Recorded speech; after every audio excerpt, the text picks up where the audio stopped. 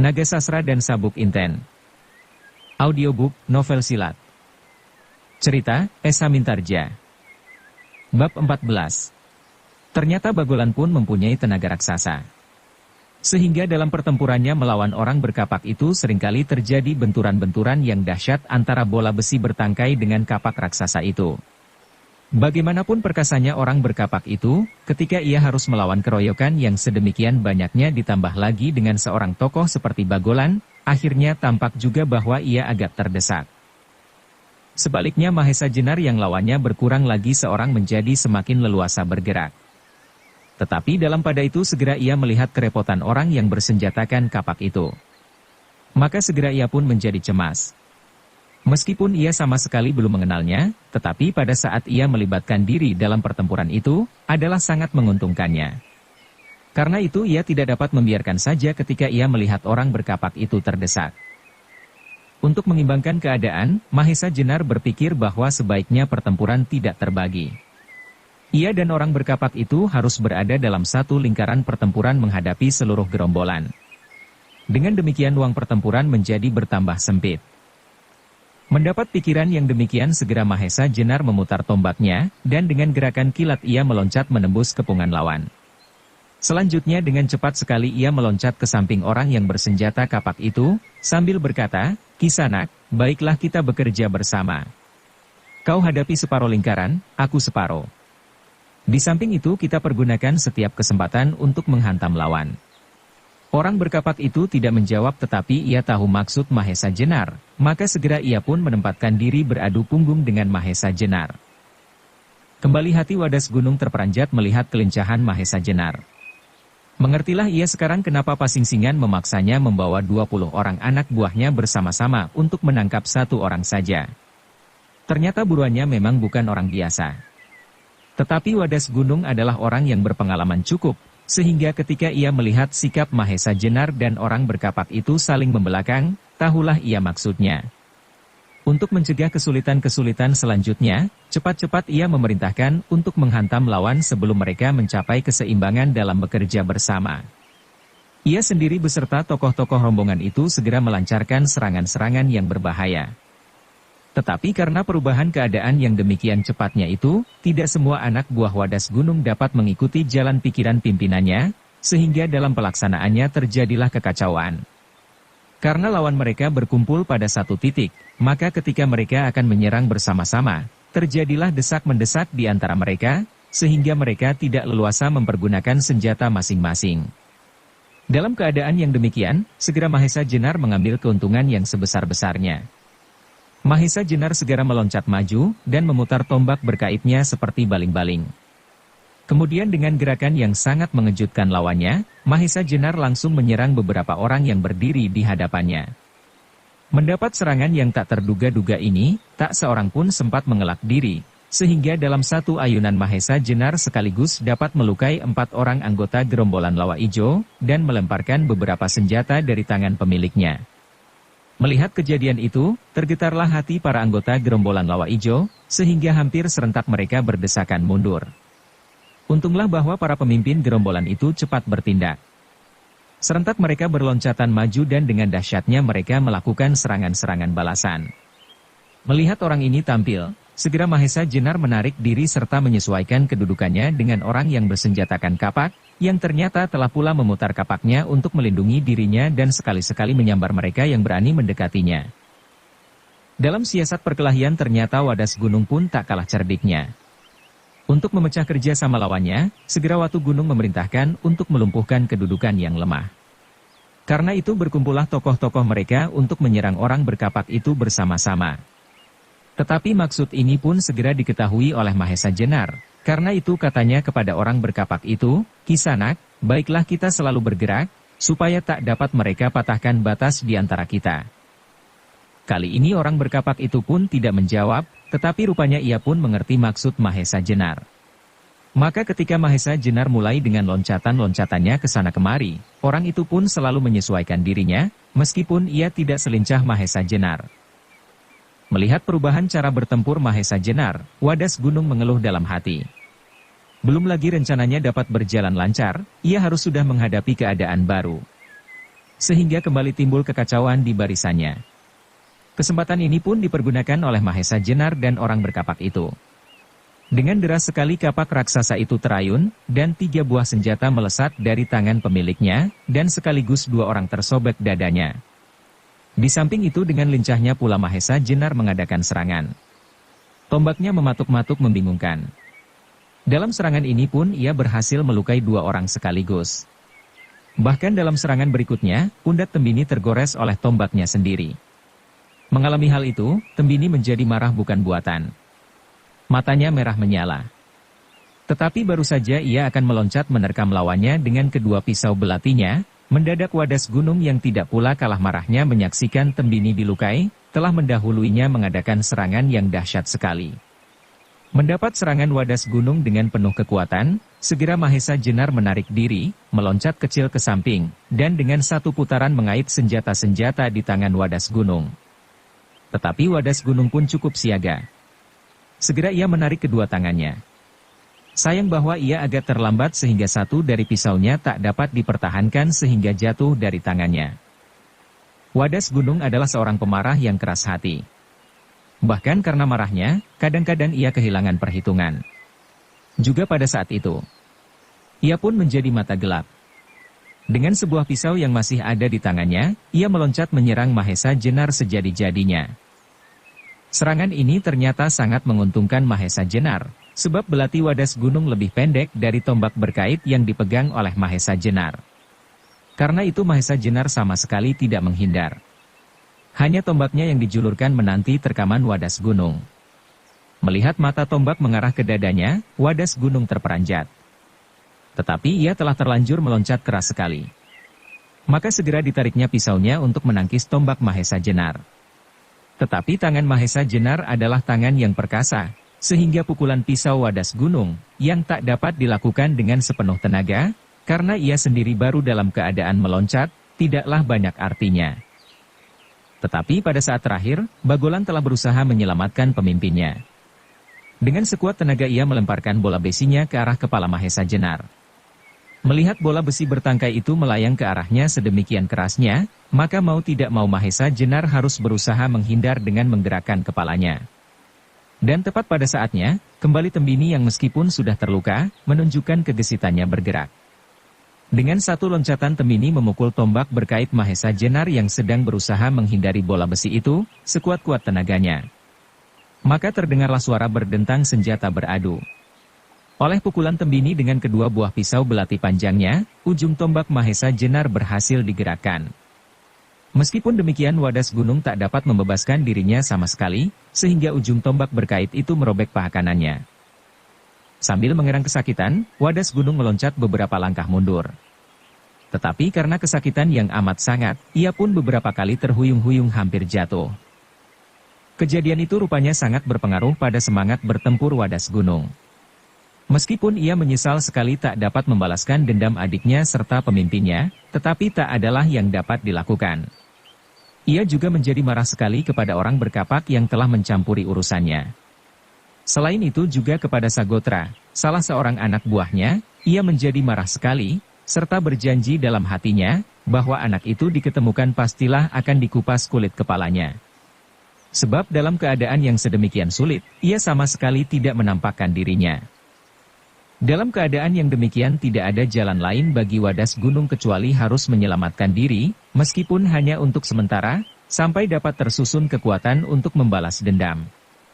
Karena itu segera ia bersiul keras dan dengan segera pula anak buahnya berloncatan mengundurkan diri dari gelanggang perkelahian. Bagolan, yang ternyata mempunyai tenaga raksasa, segera mendukung Wadas Gunung, dan dengan cepatnya berlari menjauhi lawannya. Sementara itu, yang lain berusaha melindungi apabila mereka dikejar. Melihat lawan-lawannya berlari, Mahesa Jenar sama sekali tidak berusaha mengejarnya. Orang berkapak itu juga tidak. Pada saat itu, warna langit di sebelah timur sudah semakin terang. Bayangan pepohonan serta bentuk-bentuk batang-batang ilalang menjadi semakin jelas. Juga wajah orang berkapak itu menjadi jelas pula. Kalau selama ini, kecuali karena gelapnya malam, juga karena Mahesa Jenar tidak sempat mengamati orang berkapak itu, kini ia dapat dengan jelas melihat wajahnya. Dan ketika Mahesa Jenar melihat wajah orang itu, darahnya tersirap, seakan-akan ada sesuatu masalah yang memukul rongga dadanya. Karena itu sampai beberapa saat ia berdiri diam seperti patung. Sedang orang berkapak itu, setelah melihat bahwa lawan-lawan Mahesa Jenar berlari, berdiri seperti acuh tak acuh saja. Juga ketika ia melihat Mahesa Jenar memandangnya dengan wajah yang membayangkan keruwetan hatinya, orang berkapak itu sama sekali tidak mempedulikannya. Akhirnya, setelah agak tenang hatinya, Mahesa Jenar segera mendekati orang itu sambil berkata, "Terima kasih atas segala pertolongan yang telah aku terima, sehingga aku terbebaskan dari tangan mereka." Orang itu masih saja berdiri acuh tak acuh. Meskipun demikian ia menjawab pula, "Tak usah kau menyatakan terima kasih kepadaku. Ketahuilah bahwa kedatanganku membawa suatu masalah yang harus kita selesaikan. Kalau aku menolongmu, itu adalah karena aku takut bahwa masalah kita akan tetap merupakan masalah yang tidak selesai." Mendengar jawaban orang itu, sebenarnya Mahesa Jenar merasa sedikit tersinggung oleh ketinggian hatinya. Tetapi meskipun demikian ia berusaha juga menyabarkannya.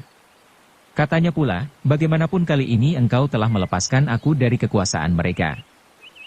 "Mungkin," jawab orang itu masih sedingin tadi, "tetapi belumlah pasti bahwa kau dapat melepaskan diri dari persoalan yang kau hadapi sekarang."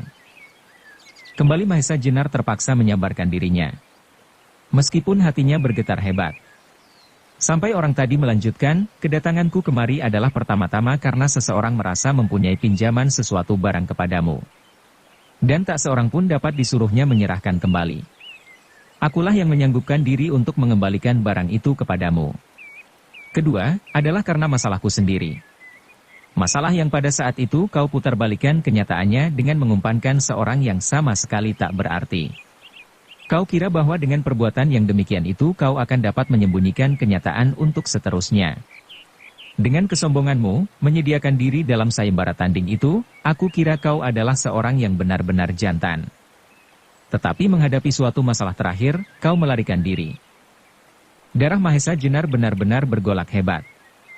Tuduhan-tuduhan yang datang bertubi-tubi seperti mengalirnya sungai yang sedang banjir melanda dirinya tanpa diduga-duganya. Sebenarnya Mahesa Jenar bukanlah termasuk seorang pemarah. Karena itu untuk menahan diri, Mahesa Jenar menekankan giginya sampai gemeretak. Apalagi ketika orang itu menyambung bicaranya, "Nah, aku beri waktu kau sehari ini untuk beristirahat. Aku kira kau masih lelah setelah mengalami pertempuran pagi ini. Sesudah hari ini dan malam nanti, baiklah besok kita selesaikan masalah kita. Sayang aku tak dapat menyaksikan sebaik-baiknya cara kau membela diri terhadap orang yang mengeroyokmu. Sebab aku terlalu cemas menyaksikan pertarungan tadi. Kalau kau dapat dibinasakan, maka aku akan tetap menyesali hidupku selama-lamanya. Tetapi mengingat apa yang telah kau lakukan, serta apa yang baru saja terjadi, meskipun aku tidak menyaksikan dengan jelas, kau adalah termasuk orang yang berkepandaian tinggi.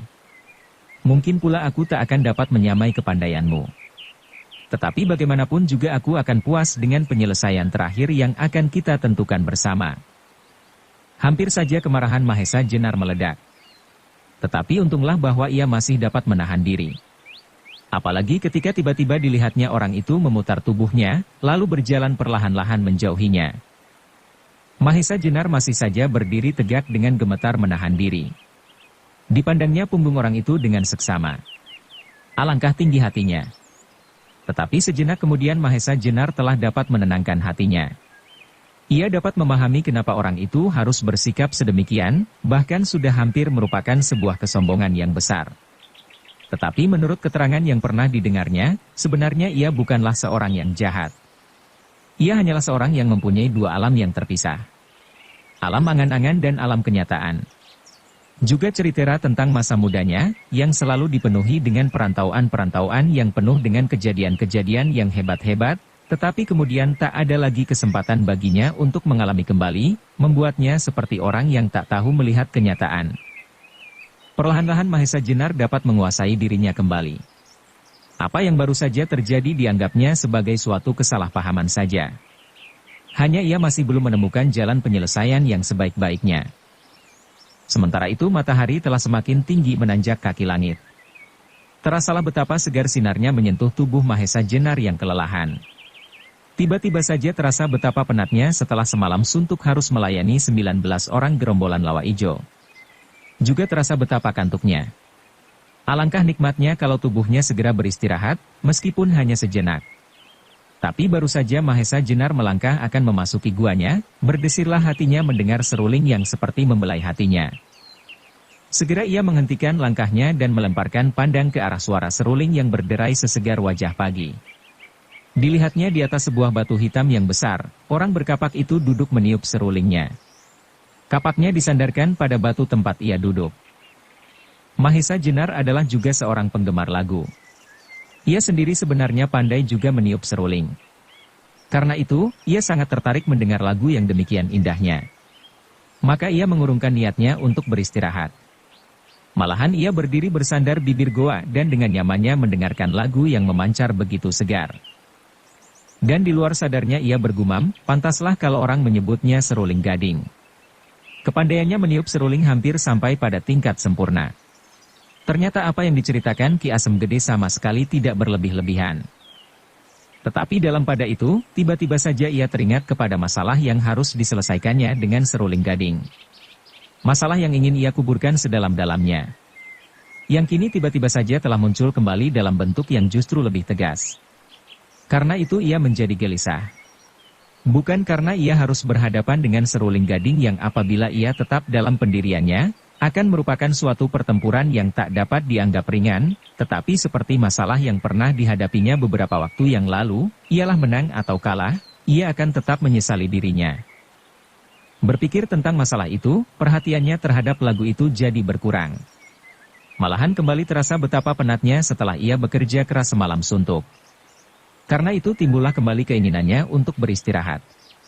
Maka segera ia pun melangkah masuk ke dalam goa, dan merebahkan diri di atas sebuah tikar batang ilalang yang dibentangkan di atas sebuah batu panjang. Tetapi bagaimanapun ia berusaha untuk melupakan, meskipun hanya sejenak, namun pikirannya tetap masih saja melingkar-lingkar kepada seruling gading. Tiba-tiba saja Mahesa Jenar teringat sesuatu, sampai ia terloncat berdiri. Bukankah seruling gading itu pada saat ia tinggalkan berada dalam keadaan lumpuh? Dan bukankah Ki Asem Gede telah meminjam biji bisa ularnya untuk mencoba menyembuhkan kelumpuhan itu? Ia jadi teringat pula kata-kata seruling gading bahwa ia mendapat suatu titipan untuknya. Karena pada saat pikirannya sedang digelisahkan oleh sikap tinggi hati orang itu, sampai ia tidak begitu memperhatikan kata-katanya. Titipan itu pastilah dari Ki Asem Gede untuk mengembalikan biji bisa yang telah menyembuhkan kaki seruling gading. Mengingat hal-hal itu semua, Mahesa Jenar menjadi bimbang. Apakah Ki Asem Gede tidak mengatakan kepadanya bahwa barang yang dibawa untuknya itulah yang telah menyembuhkan kakinya? Ataukah Ki Asem Gede takut bahwa dengan demikian si tinggi hati itu akan semakin tersinggung? Mula-mula Mahesa Jenar berhasrat untuk mengatakan hal itu, tetapi niat itu diurungkan. Sebab kalau Ki Asem Gede saja tidak mau mengatakannya, pastilah ada sebabnya. Tetapi sejenak kemudian, mendadak wajah Mahesa Jenar menjadi terang. Ia telah menemukan suatu cara untuk menyelesaikan masalah itu, meskipun ia terpaksa sedikit menyombongkan diri, serta mempunyai kemungkinan yang berlawanan dengan tujuannya. Maka setelah mendapat pikiran yang demikian, agak legalah hatinya, sehingga pikirannya tidak lagi digelisahkan oleh kehadiran seruling gading. Bahkan tiba-tiba kembali ia bisa menikmati suara seruling yang lincah membentur dinding-dinding goa. Dalam tangkapan Mahesa Jenar, seruling gading itu ingin bercerita tentang derai air laut yang membelai pantai. Suaranya gemericik berloncat-loncatan. Alangkah riangnya. Seriang anak domba yang dilepaskan di padang hijau, di bawah lindungan gembala yang pengasih. Namun tiba-tiba hampir mengejutkan, nada itu melonjak berputaran melukiskan datangnya topan yang dahsyat serta kemudian mengguruh menimbulkan badai. Ombak yang dahsyat datang bergulung-gulung menghantam keriangan wajah pantai.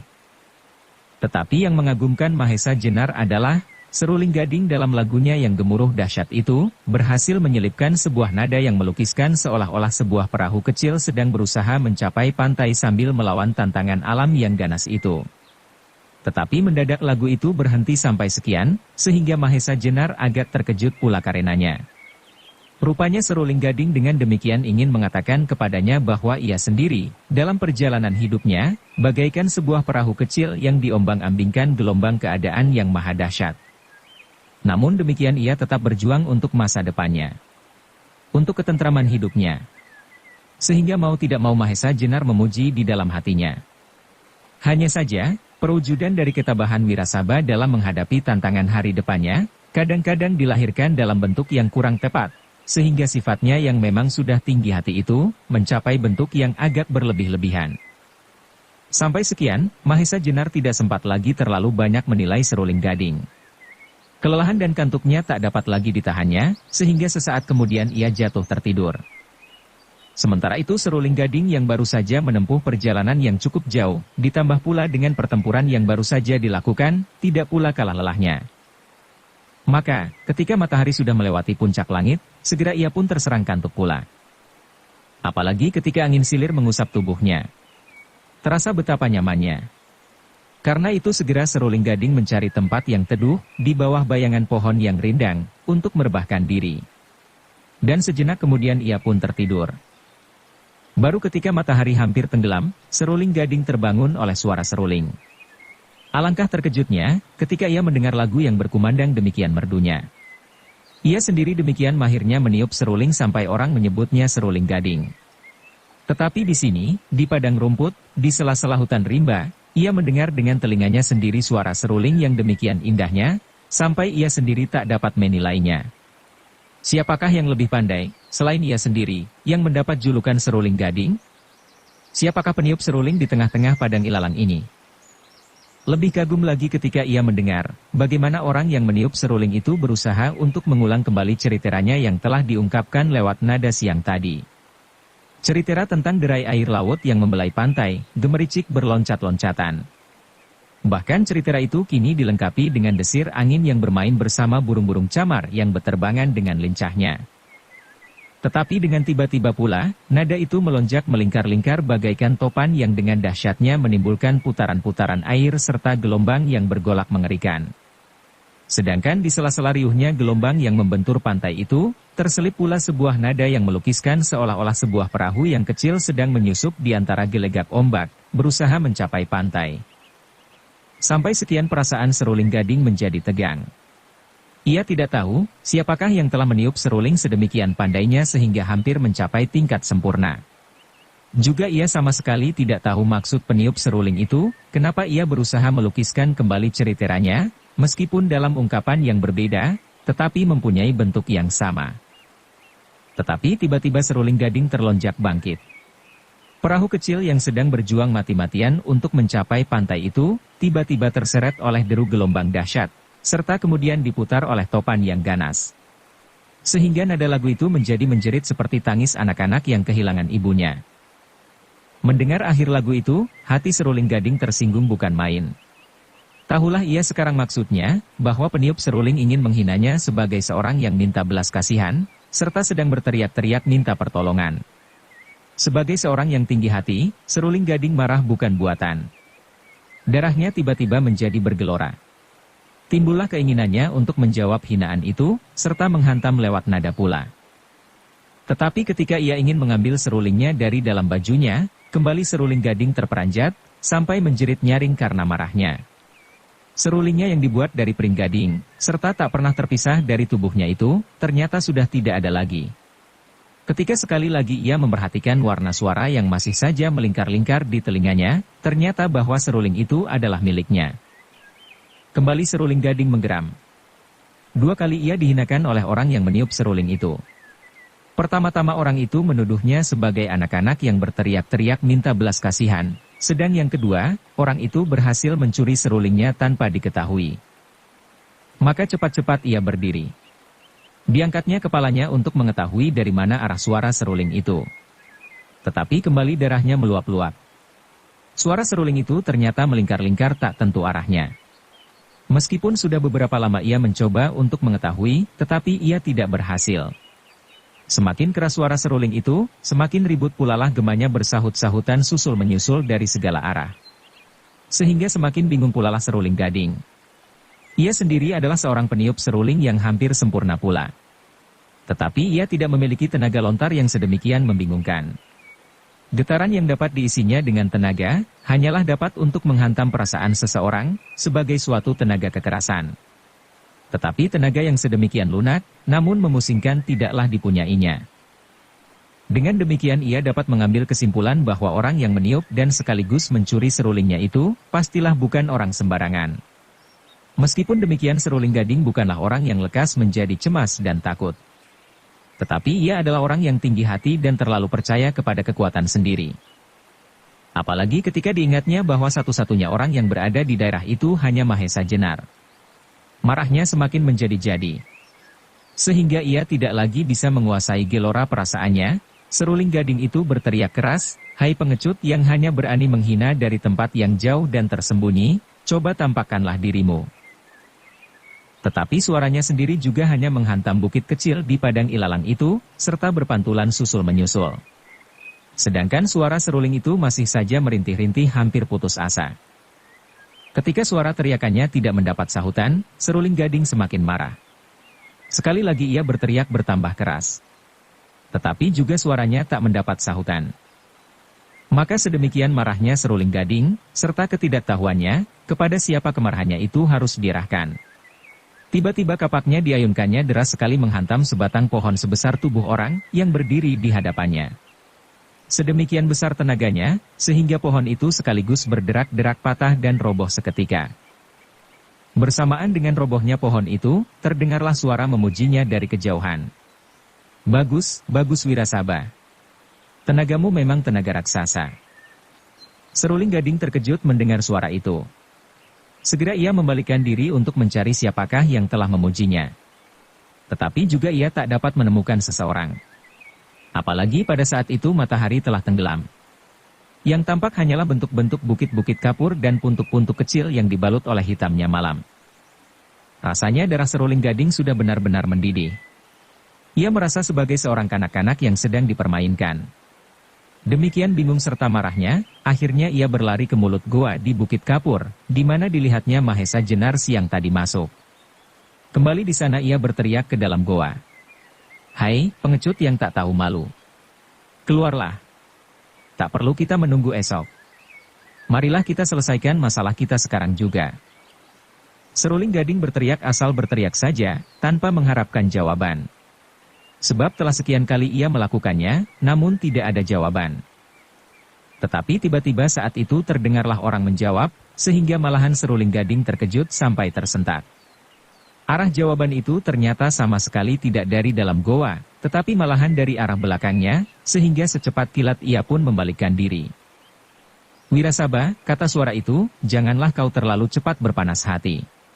Sebab dengan demikian itu, akan mudah menghilangkan ketenangan berpikir.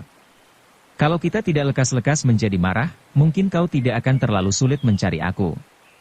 Nah disinilah aku." Mendengar kata-kata itu, serta ketika ia melihat bahwa orang yang dicarinya itu duduk di atas batu hitam, tempat ia meniup seruling siang tadi, tubuhnya menjadi gemetar karena kemarahan yang memuncak. Benar-benar ia dipermainkan. Karena itu, tanpa berpikir panjang segera ia berlari ke arah bayangan di atas batu hitam itu. Apalagi ketika ia melihat bahwa orang yang dicarinya itu benar-benar Mahesa Jenar, maka menggeramlah seruling Gading. "Setan, kau jangan mencoba menolong dirimu, menakuti aku dengan permainan hantu-hantuan itu. Bagaimanapun juga aku tetap dalam pendirianku.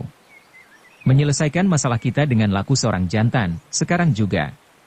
Sementara itu bulan yang sudah tidak bulat lagi mulai menampakkan dirinya, seperti mengapung di langit, di antara mega-mega yang mengalir di hembus angin. Sinarnya yang kuning berpencaran di antara batang-batang ilalang, serta bukit-bukit kapur. Di antara cahaya bulan berkedipan, wajah-wajah bintang yang iri hati atas kurnia alam kepada bulan itu, yang memiliki kecantikan yang sempurna. Dalam taburan sinar bulan, tampaklah wajah Wirasaba yang merah menyala, membayangkan kemarahan yang meluap-luap. Tangan kanannya menggenggam kapaknya erat sekali, siap diayunkan untuk membelah kepala Mahesa Jenar. Mahesa Jenar melihat gelagat itu.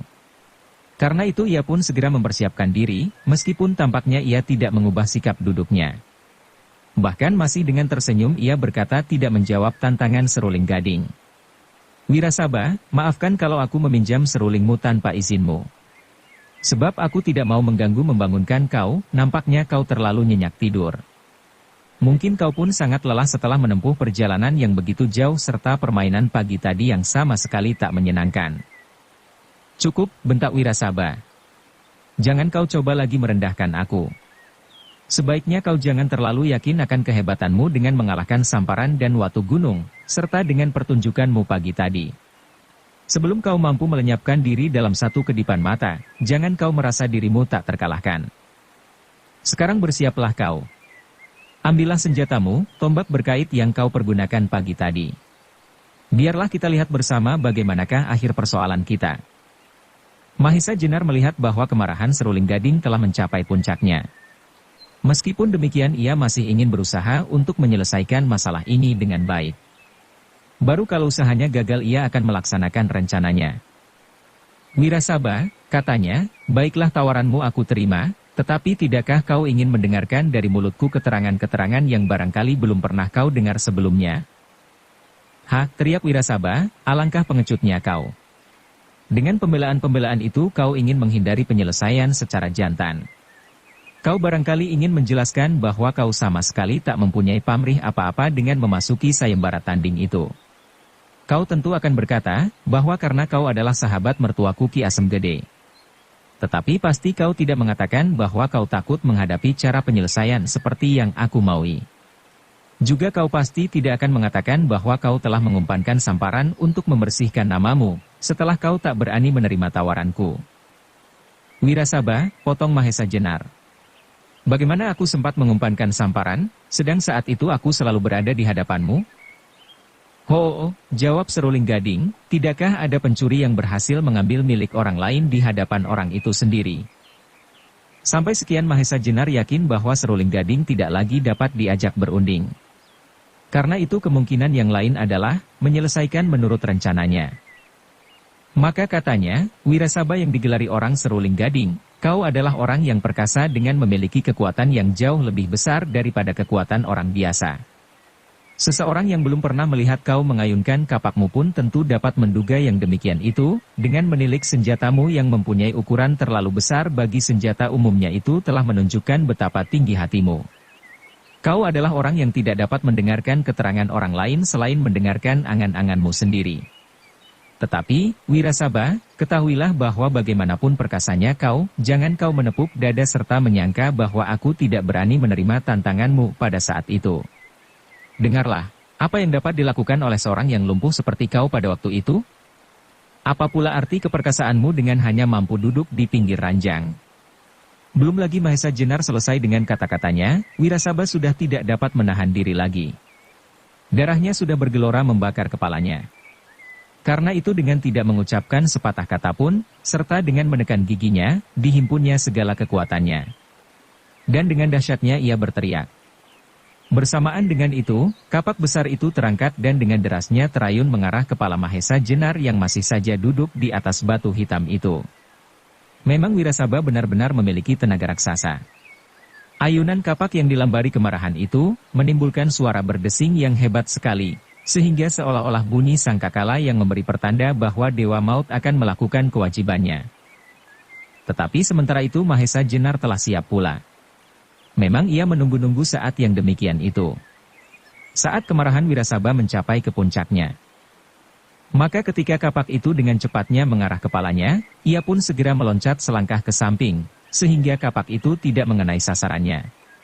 Demikian kerasnya Wirasaba menghantamkan senjatanya, maka ketika kapak itu tak mengenai Mahesa Jenar, terhantamlah batu hitam yang semula dipakai sebagai tempat duduknya. Dan ternyatalah betapa besar kekuatan Wirasaba. Dalam benturan itu, berderailah bunga-bunga api. Serta bertebaranlah pecahan-pecahan yang dilemparkan dari luka batu hitam itu, yang ditimbulkan karena hantaman kapak Wirasaba, meskipun bagaimana kerasnya batu itu. Melihat luka di atas batu hitam itu, Mahesa Jenar memuji di dalam hatinya. Tetapi sementara itu sampailah ia ke puncak permainannya. Ia ingin menaklukkan ketinggian hati seruling gading dengan sebuah pertunjukan yang tidak kalah seramnya. Dalam waktu yang sekejap itu, segera ia mengatur jalan pernafasannya, memusatkan perhatian serta kekuatannya di sisi telapak tangan kanannya. Segera disilangkannya tangan kirinya di muka dada. Satu kakinya diangkat ke depan serta tangan kanannya diangkatnya tinggi-tinggi. Sejenak kemudian dengan garangnya ia meloncat ke depan batu itu, dan sebelum Wirasaba menarik kapaknya, segera Mahesa Jenar menyusul menghantam batu hitam itu dengan tangannya yang dilambari dengan ilmu sastra birawa. Alangkah dahsyat akibatnya. Batu hitam yang sedemikian kerasnya, yang terluka tak sampai sejengkal oleh pukulan kapak Wirasaba dengan tenaga raksasanya, pada saat itu, dengan bunyi yang mengejutkan pecah berserakan karena sisi telapak tangan Mahesa Jenar. Wirasaba terkejut bukan alang kepalang, sampai tanpa disengaja ia terloncat surut serta kapaknya terlepas dari tangannya. Tubuhnya menggigil serta jantungnya berdegupan tanpa dapat dikuasainya.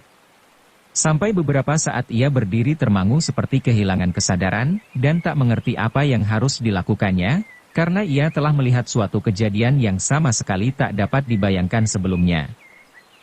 Demikianlah sampai beberapa saat Wirasaba berdiri kaku, sampai tiba-tiba terasa pundaknya ditepuk orang. Dengan geragapan ia memandang kepada orang itu, yang tidak lain adalah Mahesa Jenar yang membangunkannya sambil berkata, "Tenanglah hatimu Wirasaba. Itu tadi hanyalah suatu permainan yang jelek." Wirasaba masih belum memiliki seluruh kesadarannya, sehingga ia tidak dapat menjawab kata-kata Mahesa Jenar, kecuali memandangnya saja dengan pandangan yang berputar-putar kebingungan. Sampai kembali Mahesa Jenar berkata sambil menuntunnya duduk di atas sebuah gundukan tanah. "Wirasaba, lupakan semua yang telah terjadi. Marilah kita bercakap-cakap sebagai sahabat yang telah beberapa hari tidak bertemu. Bukankah kau dapat banyak bercerita tentang Ki Asem Gede, Kakang Dalang Mantingan, Kakang Demang Penanggalan serta sahabat-sahabat lain di Pucangan dan Prambanan? Sesudah itu aku juga banyak sekali mempunyai cerita yang barangkali menarik hati." Seperti kanak-kanak yang dibimbing ibunya, Wirasaba sama sekali tak menolak. Ia menurut saja kemana Mahesa Jenar menuntunnya, serta seperti orang bermimpi pula ia duduk di samping Mahesa Jenar. Ketika sampai beberapa saat Wirasaba masih berdiam diri, kembali Mahesa Jenar bertanya, "Wirasaba, siapakah yang memberitahukan kepadamu serta Ki Asem Gede bahwa aku berada di sini?" Kini lamat-lamat Wirasaba telah dapat mendengar pertanyaan-pertanyaan Mahesa Jenar serta telah dapat mengerti. Tetapi meskipun demikian ia masih belum juga dapat menjawab, sebab ia baru mengumpulkan kembali ingatan-ingatan atas kejadian-kejadian yang baru saja berlalu. Wirasaba adalah seorang tinggi hati yang dalam perbendaharaan pengalamannya selalu dipenuhi dengan kejadian-kejadian dahsyat di masa mudanya, serta keunggulan kekuatan atas hampir terhadap semua lawan-lawannya. Sampai ia dipisahkan dari cara hidupnya itu oleh racun-racun yang melumpuhkan simpul-simpul saraf kakinya.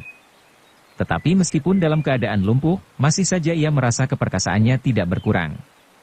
Sehingga suatu ketika sampailah saatnya kakinya dapat sembuh kembali. Dengan demikian ia semakin merasa dirinya akan dapat mengulangi peristiwa kemenangan demi kemenangan yang pernah dicapainya. Apalagi pada saat itu ia menghadapi suatu peristiwa yang menurut pendapatnya adalah suatu hinaan bagi sifat kejantanannya. Kehadiran Mahesa Jenar yang telah membebaskan istrinya dari tangan samparan, diterimanya dengan pengertian yang salah.